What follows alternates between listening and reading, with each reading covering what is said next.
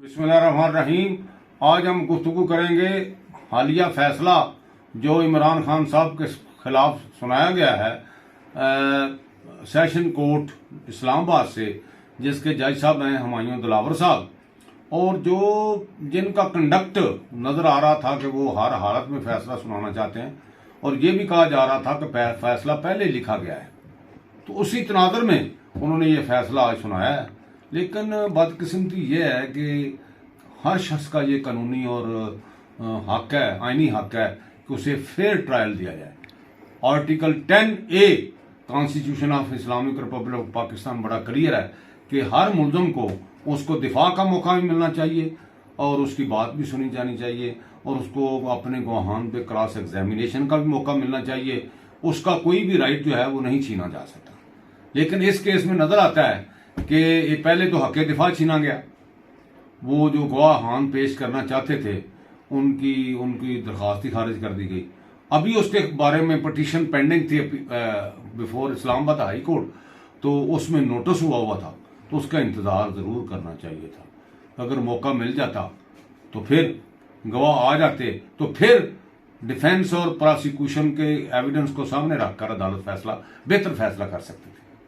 लेकिन ऐसा ना करके बिल्कुल ही कानूनी तकाजों को इग्नोर कर दिया गया है और उसका इस्लामाबाद हाई कोर्ट के फैसले का इंतजार करना चाहिए था। दूसरी बड़ी अहम बात यह है कि पता ये चला है कि जज साहब ने कहा है जी वकला नहीं तशरीफ लाए इमरान खान साहब के, इसलिए ये जो कल रिमांड हुआ है केस के, दोबारा देखा जाए कि तोशा खाना केस जो है वो काबिल सुमात भी है या नहीं है। लिहाजा चूंकि वकला तशरीफ नहीं लाए, इसलिए हम उनकी इस मौक़िफ़ को मुस्तरद करते हुए उन्होंने फाइनल फैसला सादे कर दिया। ये प्रैक्टिस भी इंतहाई गलत है, दुरुस्त नहीं है।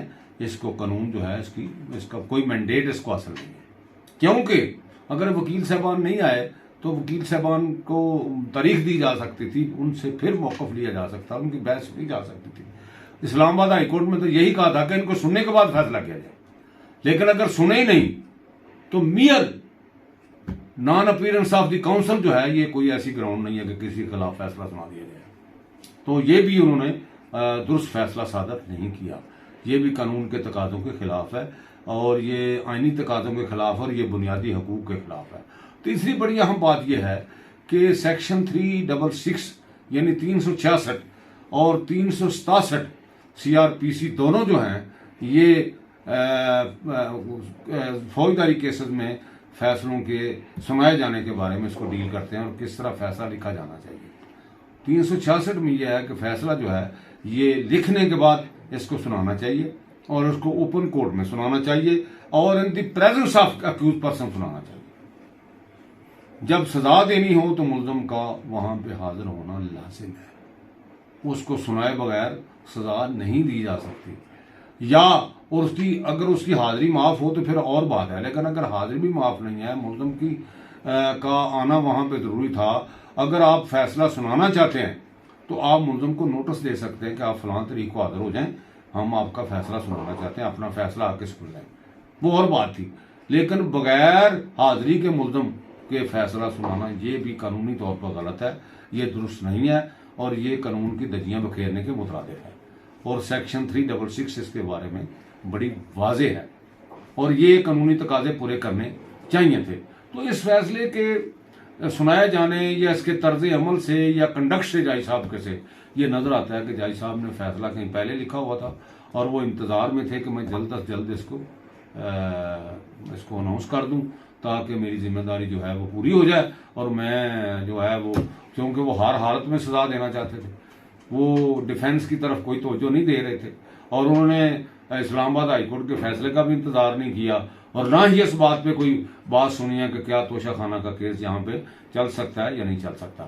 तो मैं यही कहूँगा कि सेक्शन 174 जो है ये इलेक्शन एक्ट 2017 के ताबे ये फैसला दिया गया है, जिसमें 3 साल सजा है ज्यादा से ज्यादा और 1 लाख रुपए है। तो अदालत ने 3 साल सजा ही दे दी है, कम नहीं दी, पूरी सजा दी है।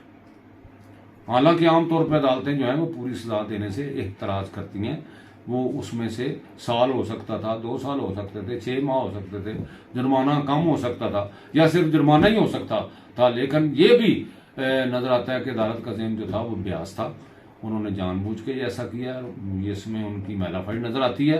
तो ये फैसला जो है इस काबिल नहीं है कि इसको फैसले का दर्जा दिया जा सके या इंसाफ के मुताबिक हो या मुतारिफ हो।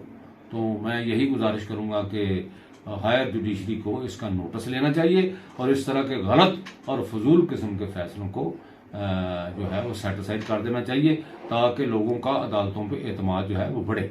तो यही मैं गुजारिश करना चाहता हूँ कि इस फैसले की कानून की नज़र में, या मैं बहसीत कानून के तालिब इल्म होने की नज़र से जब देखता हूँ, तो ये मेरे ख्याल के मुताबिक तो ये फैसला किसी तरह भी अदालती फैसला तस्वर नहीं किया जा सकता, बल्कि ये अदालती कत्ल इसको कहा जा सकता है। Thank you very much.